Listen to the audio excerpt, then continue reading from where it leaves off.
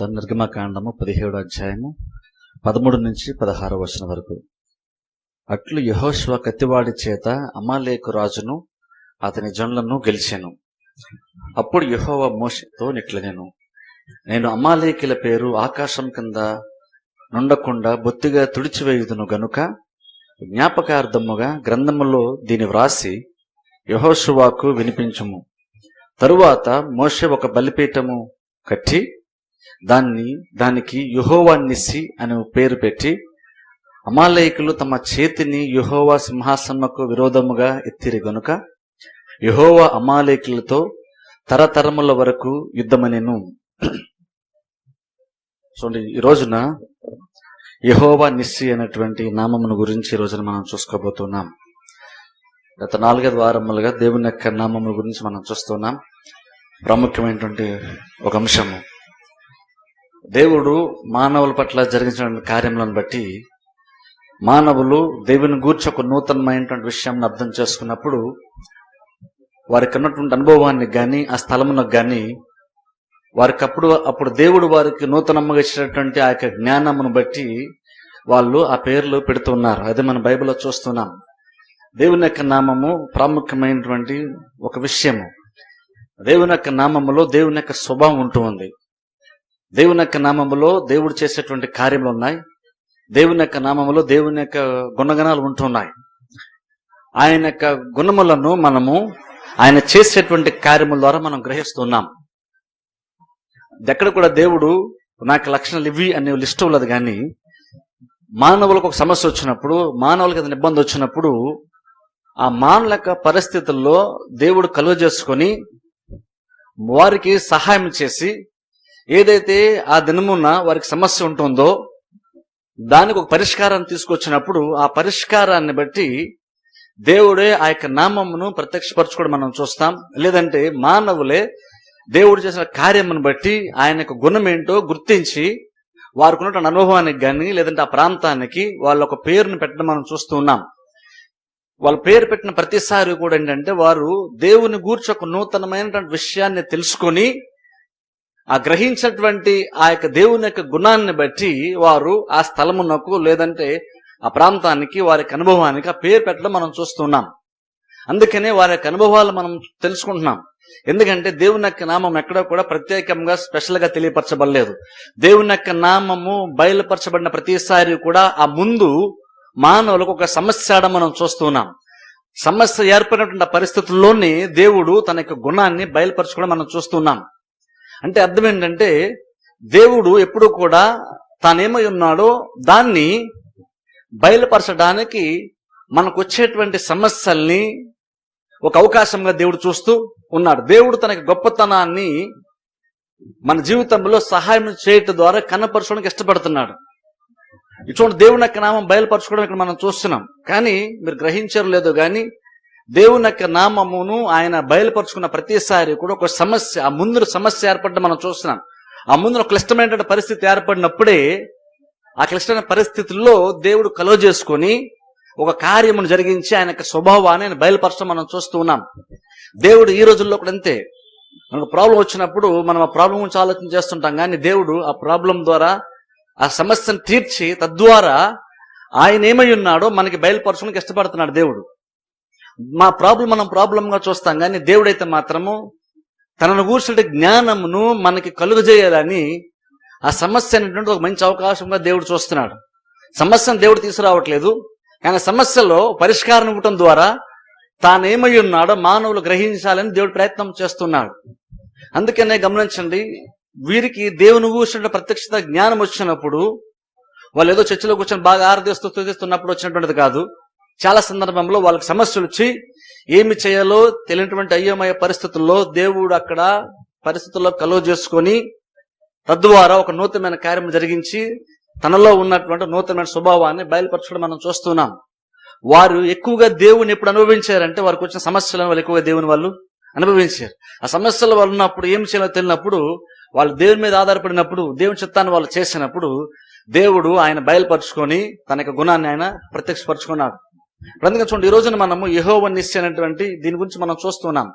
యెహోవా నిస్సి అని ఇక్కడ చూడండి మన కిందనిచ్చాడు. అక్కడే యెహోవా నిస్సి అనేటువంటిది అక్కడ 15వ వచనంలో ఉంది. దాని కింద మనం చూసిన ఫుట్ నోట్ లో ధ్వజము అన్న మాట ఉంది. అక్కడ కింద ఫుట్ నోట్ లో మనం చూస్తే 4వ నంబర్ దగ్గర ధ్వజము అని ఉంది. యెహోవా నిస్సి అంటే యెహోవా మా ధ్వజము అని అర్థం. చాలా పాటలు కూడా మనకు ఉంటుంది, యెహోవా నిస్సి అంటే జయ ధ్వజమని ధ్వజం అనే మాట ఉంటుంది. ధ్వజం అంటే జనరల్ ఏంటంటే ఆ రోజుల్లో యుద్ధానికి వెళ్తున్నప్పుడు ఆ రాజ్యమునకు సంబంధించిన జెండా ఒకటి ఉంటుంది. ఆ జెండాని వాళ్ళు ఎగరవేస్తూ ఉంటారు. ఆ జెండా లేకుండా వాళ్ళు యుద్ధానికి వెళ్ళరు. వాళ్ళు వెళ్ళడానికి ముందు, సైన్యానికి ముందు ఒకరిద్దరో లేదా ముగ్గురో ఆ జెండాని వాళ్ళు పట్టుకొని ముందు నడుస్తుంటారు. ఆ తర్వాత వెనకాల సైన్యం నడుస్తూ ఉంటుంది. ఆ జెండా లేకుండా ఎవరు కూడా యుద్ధానికి ఆ రోజున వెళ్లేవాళ్ళు కాదు. ఎందుకంటే ఇప్పుడు మనకి పెద్దగా అర్థం కాదు, కానీ ఆ రోజుల్లో జెండాకి ఒక ప్రాముఖ్యమైనటువంటి ఒక ఇంపార్టెంట్ ప్రాముఖ్యత ఉంటుంది ఆ రోజుల్లో. ఈ రోజుల్లో కూడా ఒక దేశానికి సంబంధించిన జాతీయ జెండా అన్నట్టు దానికి ఒక వాల్యూ ఉంది. అది జస్ట్ ఒక గుడ్డముక్కలాగా మనం చూడం. అది గుడ్డముక్క అయినప్పుడు కూడా అది ఒక దేశాన్నో లేదంటే ఒక జనాంగమునో లేదా ఒక వ్యక్తినో రిప్రజెంట్ చేసేదిగా కనుక ఆ జెండా ఉంటే దానికి వాల్యూ ఖచ్చితంగా ఉంటుంది. అది జస్ట్ జెండా కాదు, ఆ జెండా అనేటువంటిది వేరే దానికి గుర్తు. ఆ జెండాను చూస్తున్నప్పుడు జస్ట్ మనకు అక్కడ ఉన్నటువంటి విషయం ఆ కలర్స్ ఏదో కనబడదు, కానీ దాని వెనకాల చాలా అర్థం ఉంటూ ఉంది. ఈవెన్ మన దేశంలో కూడా మన జాతీయ జెండా కూడా ఓ 3 రంగులు ఉన్నప్పుడు కూడా ఆ ప్రతి రంగుకి ఒక అర్థం ఉంటుంది. ఆ జెండాకు ఉన్నటువంటి ప్రతి దానికి ఒక అర్థం ఉంటూ ఉంది. ఒక ఉద్దేశంతో ఆ జెండాను వాళ్ళు డిజైన్ చేస్తున్నారు. అంటే జెండాను చూస్తున్నప్పుడు ఆ దేశము ఏదైతే ఇతరులకు తెలియపరచాలనుకుంటుందో, ఆ దేశము ఎలాంటిదన్న విషయాన్ని ఇతరులకు తెలియపరచాలనుకుంటుందో ఆ దేశంలోకి సంబంధించిన విషయాలన్నీ కూడా ఆ జెండాలో పొందుపరిచి దాన్ని డిజైన్ చేస్తూ ఉంటారు. అందుకంటే ఒక దేశం ఏంటంటే తెలుసుకోవాలంటే జెండాను స్టడీ చేస్తే బేసిక్ గా దేశం ఎలాంటిదో అర్థమవుతుంది. మా దేశం ఇది అని వాళ్ళు ఇతరులు తెలియపరచాలనుకున్నప్పుడు ఏదైతే తెలియపరచాలనుకున్నారో దాన్ని వాళ్ళు జెండాలో పొందుపరిచి ఉంచుతారు. అందుకని దేశంలో ఎంత ప్రాముఖ్యత ఉందో జెండా కూడా అంతే ప్రాముఖ్యత ఉంది. ఇప్పుడు ధ్వజం అంటే కూడా బేసిక్ అదే. ఇంగ్లీష్ అయితే మనకు కొన్నిసార్లు బ్యానర్ అని వస్తుంది. బ్యానర్ అని అదే జయ ధ్వజము లేదా ధ్వజము అని. ఇప్పుడు ఇక్కడ సందర్భం చూసినప్పుడు అక్కడ దేవుడు ఒక విషయాన్ని ఇక్కడ ఇశ్రాయేలు ప్రజలు బయలుపరుచుకున్నాడు, యెహోవాయే ధ్వజము అని. సందర్భం ఒకసారి మనం వెనక్కి వెళ్ళి చూస్తే అక్కడ ఇశ్రాయేలు ప్రజలకి అమాలేకీయులకి యుద్ధము. ఆ యుద్ధం సందర్భంలో దేవుడు మాట్లాడుతూ ఏమన్నాడంటే ఆ యుద్ధం గురించి దేవుడే మాట్లాడుతున్నాడు. యెహోవా నిస్సి అక్కడ మోసే ఒక విషయాన్ని గ్రహించాడు. ఇంకా దీన్ని మనం యెహోవా నిస్సి అన్న మాటను వేరే కూడా మనం గనక అర్థం చెప్పాలంటే యుద్ధము యెహోవాది అని కూడా కొన్ని సందర్భాల్లో మనం చెప్పవచ్చు. ఎందుకంటే కొన్ని సందర్భ బైబిల్లో కూడా ఆ రకమైన పదాలు ఇవ్వబడింది. అంటే అర్థం బేసిక్ ఏంటంటే ఉన్నటువంటి యుద్ధం అంతా కూడా జరిగించేది దేవుడే అని అర్థం. ఆ యుద్ధంలో మనకి సపోర్ట్ చేసేటువంటి దేవుడే అని అర్థం. యెహోవా ధ్వజం అంటే అర్థం ఏంటంటే దేవుడే మాకు యుద్ధములో మేము విజయం పొందుకోవడానికి దేవుడే మాకు సహాయకుడు అని అర్థం. బేసిక్ ధ్వజము అంటే ఆ అనుభవం ఇక్కడ ఇజ్రాయెల్ ప్రజలు అనుభవించారు. దాన్నే ఇక్కడ దేవుడు ఇలా గుర్తుగా కూడా పెట్టమని దేవుడు చెప్పాడు. ఇప్పుడు చూడండి, ఈ రోజుల్లో మనకి ఎవరు కూడా జనరల్ గా స్పెసిఫిక్ గా సాఫ్ట్ గా ఉండే వాళ్ళకి యుద్ధాలంటే మనకు అదిగా ఇష్టం ఉండవు. అది ఏమనుకుంటే బేసిక్ గా సమాధానంగా వెళ్ళిపోదాం, ఏ ప్రాబ్లమ్స్ లేకుండా ఎటువంటి ఇబ్బందులు లేకుండా ఉండి నెమ్మదిగా జీవితాన్ని కొనసాగించేదని అనుకుంటూ ఉంటాం. ఇప్పుడు చూడండి, మన పాప స్వభావంతో జన్మించి పాప స్వభావం ఇంకా ఆల్రెడీ మనలో ఉన్నప్పుడు కూడా చాలా సందర్భాల్లో మనము సమాధానంగా పోదాం అనుకుంటున్నాం. కానీ ప్రేమ స్వరూపమైనటువంటి దేవుడే యుద్ధం గురించి ఇక్కడ మాట్లాడుతున్నాడు.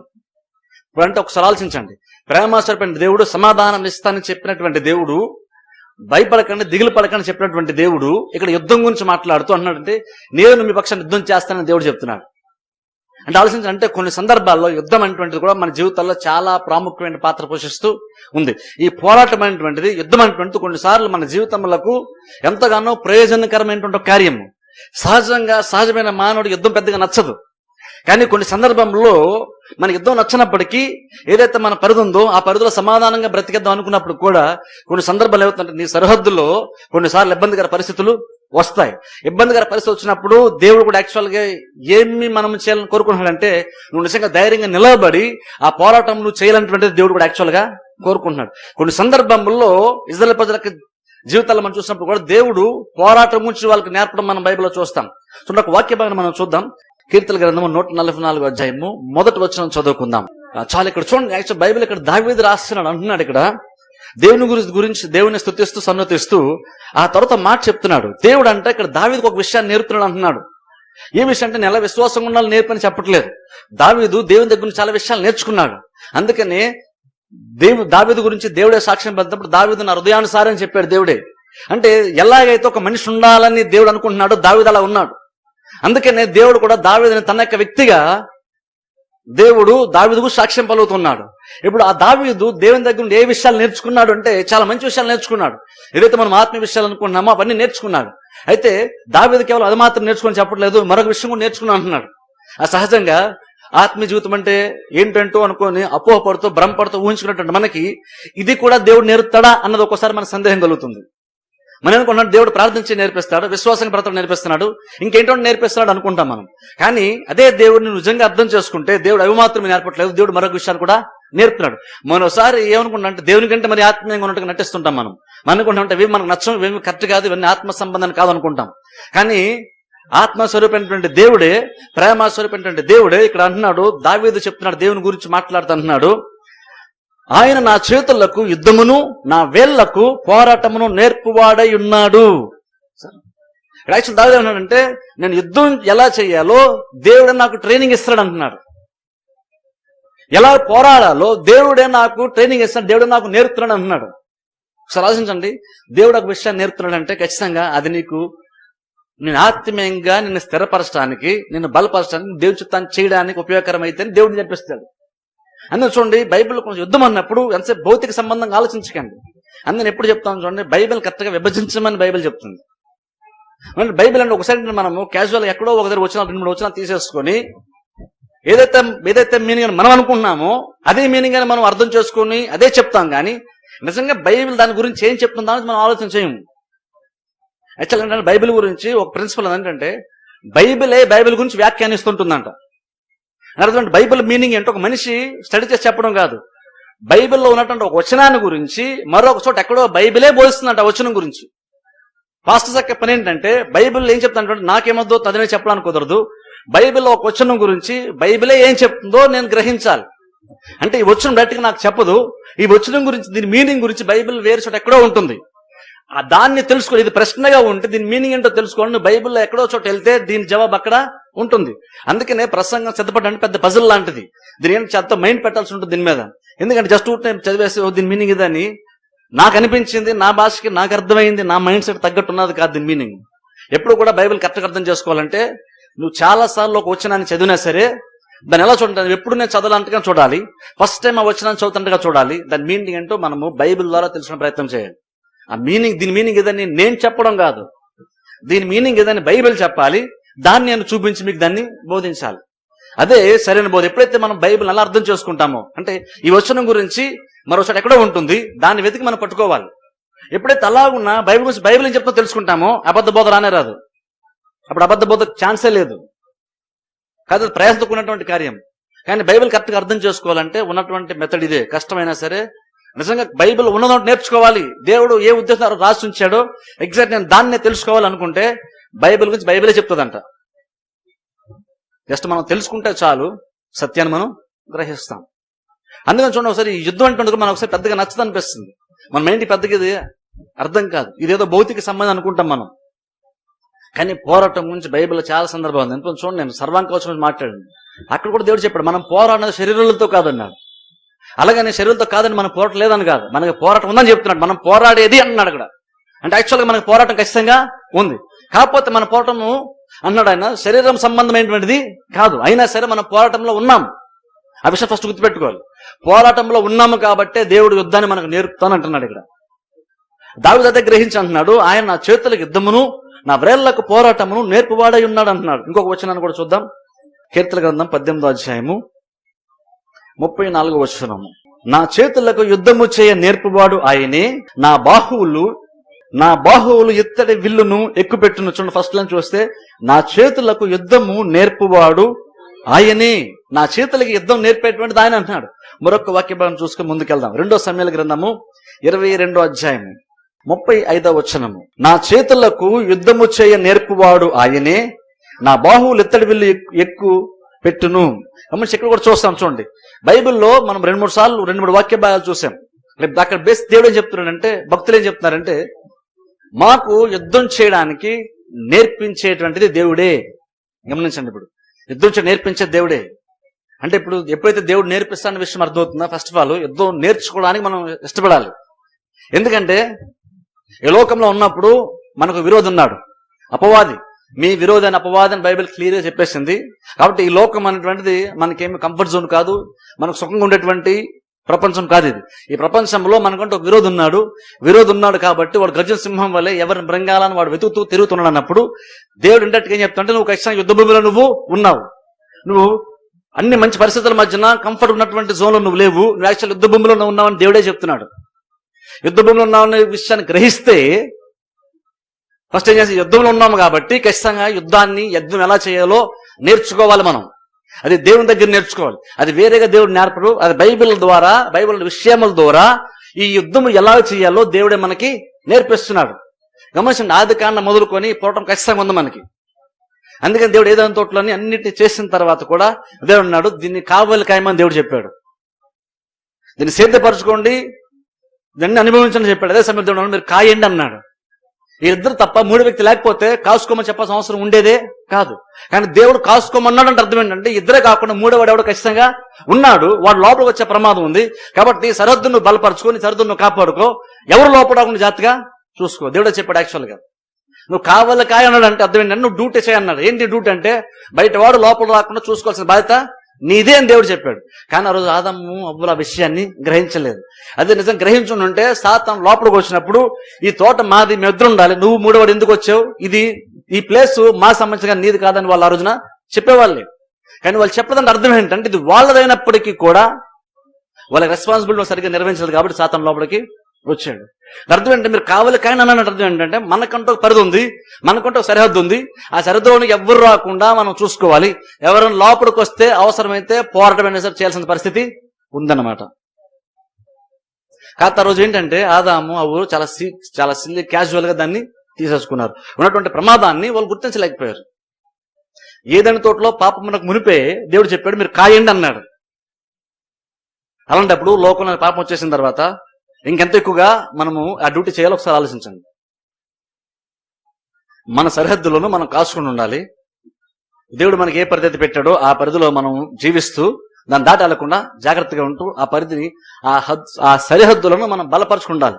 ఎప్పుడైతే సాతాను లోపలికి వస్తున్నప్పుడు నువ్వు గట్టిగా నిలబడాలి, వాడిని వ్యతిరేకించాలి, వాడిని ఎదిరించాలి.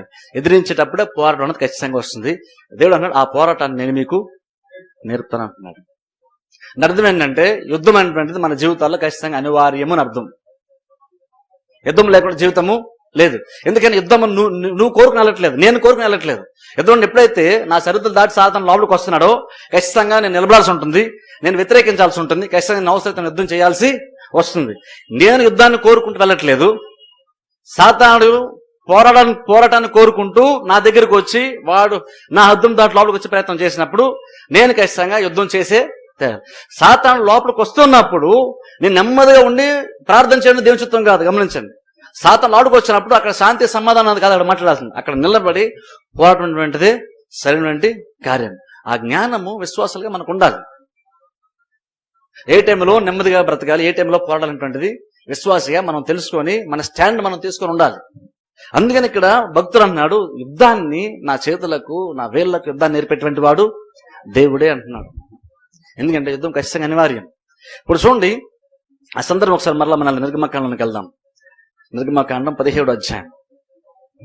ఇక్కడ సందర్భం మనం చూసినప్పుడు ఇజ్రాయెల్ ప్రజలకి అమాలేకీలకి యుద్ధం. ఈ స్టోరీ మనందరికి తెలిసినటువంటిదే. ఒకసారి నాకు క్లుప్తంగా జ్ఞాపకం చేసి ముందుకు వెళ్దాం. అమాలేకీల యుద్ధం ఉన్నప్పుడు అక్కడ మోషే ఏం చెప్తాడంటే, దేవుడు చెప్పినట్టు మోషే ఏం చేస్తాడంటే, యెహోషువతో అంటాడు, యెహోషువ నువ్వు కిందకి వెళ్ళి నువ్వు సైన్యాన్ని తీసుకుని వెళ్ళి యుద్ధం చెయ్యి, నేను కొండపైకి వెళ్ళి నేను ప్రార్థన చేస్తానని చెప్తాడు. అనగా దేవుని వైపు చేతులు ఎత్తానని చెప్తాడు. కిందన యెహోషువ నాయకుడు ఉన్నాడు, కింద యుద్ధం జరుగుతుంది. పైన ఏంటంటే మోషే హూరు అహరోను తీసుకొని వెళ్ళి పైన దేవుడి చెమట ఆ యొక్క కర్రను చేత పట్టుకొని ఆకాశం వైపు చేతులు ఎత్తాడు. ఎప్పుడైతే మోషే చేతులెత్తి ఉంచుతూ ఉన్నాడో, మోషే చేతులెత్తి అలా స్టాండ్ చేసి ఉంచినప్పుడల్లా కిందన వీళ్ళు యుద్ధంలో గెలుస్తూ ఉన్నారు. ఎప్పుడైతే మోషే చేతులు కొంచెం బరువెక్కి కొంచెం రెస్ట్ చేసుకున్నాను, టైర్డ్ అయిపోయి రెస్ట్ కోరుకొని దించాడు, చేతులు కొంచెం అలసట తీర్చుకుందాం అనుకున్నాడో కిందన వీళ్ళు యుద్ధంలో ఓడిపోతూ ఉన్నారు. ఇప్పుడు చూడండి, కిందన వీళ్ళు యుద్ధం జరుగుతుంది. యుద్ధంలో వీళ్ళు ఎందుకు ఓడిపోతున్నారో, వీళ్ళు ఎందుకు గెలుస్తున్నారో కింద ఉన్నటువంటి వాళ్ళకి అసలు తెలియదు. ఈ కిందన గెలిపోవటం అనేటువంటివి పైన మోషే చేసేటువంటి కార్యం మీద డిపెండ్ అయ్యి ఉంది. కాకపోతే ఆ విషయం యెహోషువకు కూడా తెలియదు. ఆ విషయం కేవలం మోషేకి మాత్రమే తెలుసు. కాబట్టి మోషే ఎప్పుడైతే చేతులు బరువెక్కినాయో హూరు అహరాలు వచ్చి ఆ మోషే యొక్క చేతులను ఆదుకున్నారో అని మనం చూస్తున్నాం. ఎప్పుడైతే మోషే చేతులను ఆదుకున్నారో ఆ యుద్ధంలో పూర్తిగా గెలిచే వరకు మోషే చేతులను పైకెత్తి ఉంచగలిగాడు. ఎప్పుడైతే ఉంచాడో అప్పుడు మోషే చేతులు ఉంచడాన్ని బట్టి కిందన యెహోషువ తన యొక్క సైన్యము యుద్ధంలో వాళ్ళు గెలవటం జరిగింది. ఇప్పుడు గమనించండి, అందుకే చూడండి, నిజంగా పోరాటంలో ఏది ప్రాముఖ్యమో గ్రహించండి. ఇప్పుడు చూడండి, పోరాటం ఇక్కడ రెండు విషయాలు ఉన్నాయి. ఇక్కడ మనం అయితే ఒక్కొక్కసారి ఒక్కో ఎక్స్ట్రీమ్కి వెళ్ళిపోతాం. అయితే పూర్తిగా ప్రార్థన అంటాం, లేదా పూర్తిగా భౌతిక సంబంధం వెళ్ళిపోయి మనమే ఫైట్ చేయాలి, మనమే చేయాలి, ఎవరు సపోర్ట్ చేయడం అనుకుంటాం. కానీ ఈ రెండు బ్యాలెన్స్ అర్థం చేసుకోవాలి. ఎందుకంటే యుద్ధం అనేటువంటి దాంట్లో నీ పాత్ర ఉంటుంది, దేవుని యొక్క పాత్ర కూడా ఉంటూ ఉంది. జస్ట్ మోసే పైకి నా చేతులు ఎత్తాను, దేవుడు యుద్ధంలో విజయాన్ని ఇస్తాడని చెప్పలేదు. అక్కడ మోసే అన్నాడు, నువ్వు కిందికి వెళ్ళి యుద్ధం చేయి, నేను పైన దేవుని పైన ఆధారపడతాను, నేను దేవుని వైపు నా చేతులు ఎత్తాను. నేను ఇప్పుడు చూడండి, రెండు ఇంపార్టెంటే. చేతులు ఎత్తకుండా యుద్ధం చేసిన ఉపయోగం ఉండదు. లేదంటే వీళ్ళు జస్ట్ యుద్ధం చేస్తూ అవతల మోసే ఖాళీ కూర్చున్నా ఉపయోగం లేదు. మోసే చేతులు ఎత్తేసి ఎలా ఉంచినా సరే వీళ్ళు యుద్ధం చేయకపోతే విజయం రాదు. అంటే అర్థం ఏంటంటే కింద యెహోషువ చేసేటువంటిది మానవులముగా మనం ఏం చేయాలో దాన్ని చెయ్యాలి. అదే సమయంలో ఇంకో రెస్పాన్సిబిలిటీ, మనకున్న రెస్పాన్సిబిలిటీ ఏంటంటే కేవలం యుద్ధం అంటే మనం పోరాడితే గెలము, దేవుడి సహాయం చేస్తే గెలుస్తాము. కాబట్టి దేవుని మీద కూడా ఆధారపడాల్సి ఉంది. అందులో మన పాత్ర ఎంతో తెలుసుకోవాలి, దేవుని పాత్ర ఎంతో తెలుసుకోవాలి. మన పాత్ర మనం కరెక్ట్గా నెరవేరిస్తే దేవుడి పాత్ర ఖచ్చితంగా దేవుడు చేస్తాడు. దేవుడు ఎప్పుడు కూడా తన పాత్రని పైపైన చేసి దేవుడు వదిలేవాడు కాదు. దేవుడు పని చేయాలని తలపెడితే ఖచ్చితంగా దాన్ని 100% ఆయన కంప్లీట్ గా చేస్తాడు దాన్ని. అందుకే ఒక విషయం నమ్మండి, ఎప్పుడు కూడా దేవుని వైపు నుంచి లోపం ఉండనే ఉండదు. లోపం మీద ఉంది అంటే ఒక యుద్ధంలో ఓడిపోయామంటే ఖచ్చితంగా మన లోపమే, కానీ దేవుని లోపం ఉండదు. చాలా సందర్భంలో దేవుడు ఎందుకంటే మాకు ఇలా చేశాడని అంటారు. దేవుడు అలా చేయనే చేయడు. దేవుడు ఎప్పుడు చేయడు. దేవుడు ఎప్పుడు తప్పు చేయనే చేయడు. చేస్తే తప్పు మనం చేస్తాం, మనం నిర్లక్ష్యంగా ఉంటాం, కానీ దేవుడు ఎప్పుడు లోపం ఉండదు. మానవులుగా మనం చేయాల్సింది చేయనప్పటికీ దేవుడు ఎంత చేసినా సరే దాని ఉపయోగమే ఉండదు.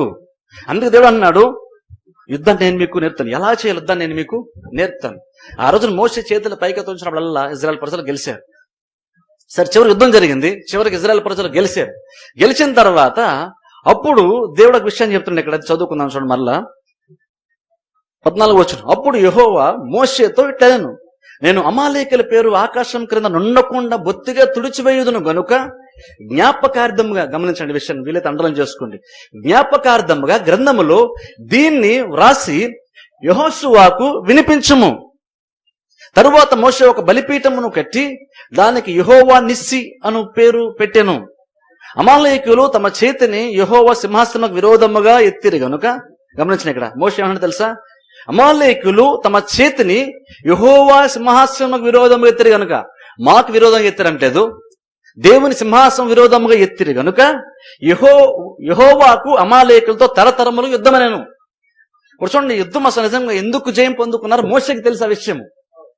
మోషే మేము ప్రార్థన చేస్తాము, కింద యుద్ధం చేశారు కాబట్టి మేము గెలిచామంటలేదు ఆయన. ఏమంటే తెలుసా, ఈ అమాలేకులు దేవుని వ్యతిరేకంగా, దేవుని సింహాసనం వ్యతిరేకంగా తమ చేతిని ఎత్తారు కాబట్టి దేవునికి అమాలేకులకిను యెహోవాకి తరతరములు యుద్ధము అని చెప్పి దాన్ని స్థిరపరిచి దాన్ని యెహోషువకి చెప్పమన్నాడు. అది ఎప్పుడు తరతరములకు అది గుర్తుండాలంటే వీళ్ళకి ఏం గుర్తుండాలంటే తరతరములకు ఖచ్చితంగా యుద్ధం ఉంది.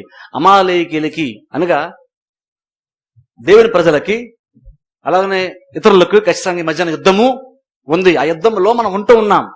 ఆ తరతరముల వరకు ఆ పోరాటం ఉందని దేవుడు చెప్పి దీన్ని స్థిరంగా రాసి ఉంచి యుద్ధంలో ఎలా గెలుస్తామో దేవుడు ఇక్కడ చెప్తున్నాడు. అందుకని దేవుడు అన్నాడు, యెహోషువ అక్కడి విషయాన్ని నువ్వు చెప్పు అన్నాడు. ఎందుకని రేపు యెహోషువ నాయకుడు అవుతాడు. ఈరోజు మోసే చేసింది రేపు యెహోషువ చేయాల్సి ఉంటుంది. ఇప్పుడు చూడండి, యెహోషువను చూస్తే యెహోషువ చాలా పరాక్రమం గలవాడు. ఓ ఫైట్ చేయాలంటే అందరికంటే ముందుండేటువంటి వాడు. తను యుద్ధం చేస్తానుకున్నప్పుడు ఆ యుద్ధం ఎంత టైడ్ అయిపోయినా సరే, చేయబడిపోయినా సరే, రాత్రి అయిపోయినా సరే, సరే మిగిలిన రేపు చేద్దాం అనుకుని రాజీ పడిపోయి సెటిల్ అయిపోయినటువంటి వాడు కాదు. యెహోషువ అవసరమైతే సూర్యుడిని ఆపేస్తాడు, చంద్రుడిని ఆపేస్తాడు. దాని యుద్ధం స్టార్ట్ చేసిన తర్వాత దాన్ని ముగించే వరకు విడిచిపెట్టనే. యెహోషువకి ఆ పట్టుదల ఉంది. యెహోషువ అంటే ఆ యుద్ధం అన్న తర్వాత ఖచ్చితంగా దాన్ని గెలిచేస్తారు. అందులో మధ్యలో రాజీ పడడానికి వీలు లేదు. యెహోషువ మనస్తత్వం అలాంటిది, యెహోషువ యొక్క ఆసక్తి అలాంటిది. ఒక కార్యం స్టార్ట్ చేస్తే ఖచ్చితంగా అందులో ఉండాల్సిందే. అందుకే యెహోషువ ఎప్పుడు యుద్ధం గురించి ఆలోచించేటప్పుడు దాన్ని బాగా మనసులో పెట్టుకుంటాడు. తన పక్షాన్ని ఎవరున్నారు, ఇతరుల పక్షాన్ని ఎవరున్నారు అన్ని కూడా క్యాల్కులేట్ చేసుకున్నటువంటి వాడు యెహోషువ. యెహోషువ లక్షణం ఉంది. ఇప్పుడు చూడండి, ఆ లక్షణం ప్రతి వాళ్ళకు ఉండాలి. ఈవెన్ క్రిస్టియన్స్ కూడా లక్షణం ఉండాలి. క్రిస్టియన్స్ మనం కూడా కొన్నిసార్లు చాలా టఫ్గా ఉండాలి తెలుసా. అయితే ఇది చెప్తే అందరికీ ఇది మైండ్లోకి ఎక్కదు, అందరి మనసుకి అర్థం కాదు. కానీ కొన్ని సందర్భాలు వచ్చినప్పుడు మనం చాలా టఫ్గా ఉండాలి. కొన్ని డిసిషన్స్ తీసుకున్నప్పుడు చాలా బలంగా దృఢ నిశ్చయంతో కొన్ని డిసిషన్స్ మనం తీసుకోవాల్సి ఉంటుంది. మనం ప్రతిదానికి సాఫ్ట్ అంటున్నాం అంటే యాక్చువల్గా కొన్ని సందర్భంలో ఆత్మీయంగా పట్టుదలతో మనం తీసుకున్న స్టాండ్ వరకు ఇబ్బంది అయినా సరే, కష్టమైనా సరే చివరికి నిలబడే ఉండాలి. అది క్రిస్టియన్ యొక్క లక్షణం. ఒకటి పౌలుకి ఆ లక్షణం ఉంది. గమనించండి, భక్తి అన్నామంటే ఇవన్నీ విడిచిపెట్టి అందరితో రాజీగా అందరితో సమాధానం కాదు. కొన్నిసార్లు మన స్టాండ్ మనం తీసుకున్నప్పుడు ఆ స్టాండ్ ఇతరు నచ్చినప్పుడు పోరాటం ఖచ్చితంగా వస్తుంది. అది నేను వెతుక్కుంటూ వెళ్ళింది కాదు, అది నాకు ఎదురుగా వచ్చినప్పుడు ఖచ్చితంగా ఫైట్ చేసే తీరాల్సి ఉంటుంది. అప్పుడు ఖచ్చితంగా ప్రతి క్రిస్టియన్ కూడా నిలబడాలంటే దేవుని యొక్క ఉద్దేశం. నిలబడితే యుద్ధం ఎలా చేయాలో దేవుడు నేర్పుతానంటున్నాడు. ఎందుకంటే దేవుడు యుద్ధం అనేది వచ్చినప్పుడు దేవుడు దాన్ని అవాయిడ్ చేయడం చూడట్లేదు.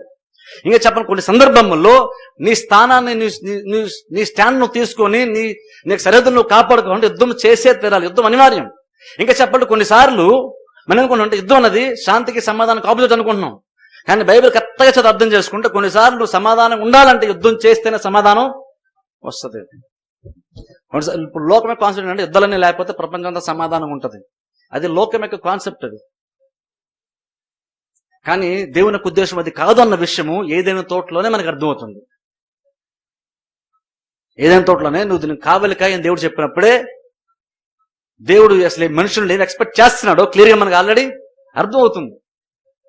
అంటే కొన్నిసార్లు ఏంటంటే దేవుడు సమాధానం వెంటాడమని చెప్పాడు, కానీ కొన్నిసార్లు సాతానుడు వచ్చి నీ సరిహద్దులు దాటి నేను డిస్టర్బ్ ప్రయత్నం చేసినప్పుడు ఖచ్చితంగా నువ్వు మనం బయట తోలాలంటే యుద్ధం చేయకుండా సాతాను బయటికి బయట ఉంటుందంటే ఎదిరించమని బయలు చెప్తుంది.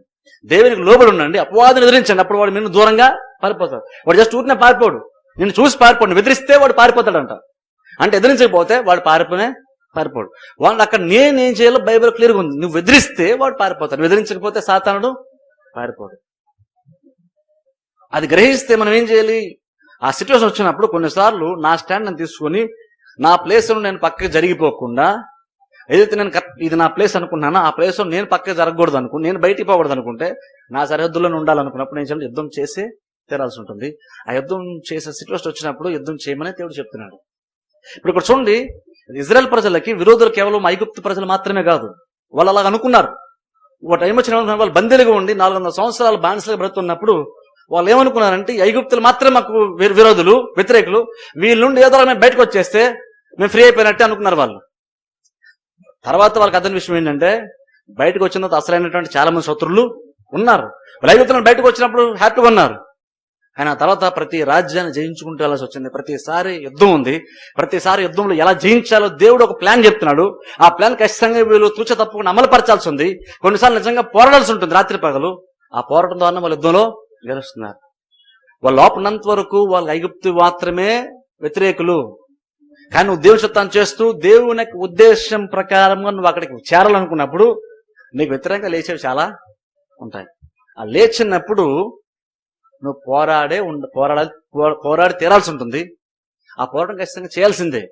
వీళ్ళు దేవుడు సిద్ధపరిచిన కానానికి వెళ్ళాలంటే పోరాటం లేకుండా వీళ్ళు ముందుకు సాగడము జరగడం కార్యం. అలా కొన్ని సందర్భంలో మనకు ఆత్మీయస్థితిలో కూడా దేవుని చిత్తం చేయాలంటే పోరాటం ఖచ్చితంగా ఉంది. పోరాటం లేకున్నటువంటి ఆత్మస్థితి లేనే లేదు. పోరాటం గురించి పౌలు కూడా చాలా విషయాలు నేర్పుతున్నాడు. ఇవి నోట్ టెస్ట్మెంట్ లో కూడా చాలా విషయాలు ఉంటున్నాయి. కాబట్టి కేవలం ఐగుప్తు ప్రజలు మాత్రం శత్రువులు కాదు, ఇంకా చాలా మంది అమాలేకి వందల శత్రువులు చాలా మంది ఉన్నారు. వాళ్ళందరినీ జయించుకుంటూ వెళ్ళాలంటే యుద్ధం చేసే తీరాలి. అందుకనే సమాధానకర్త ఏంటంటే దేవుడి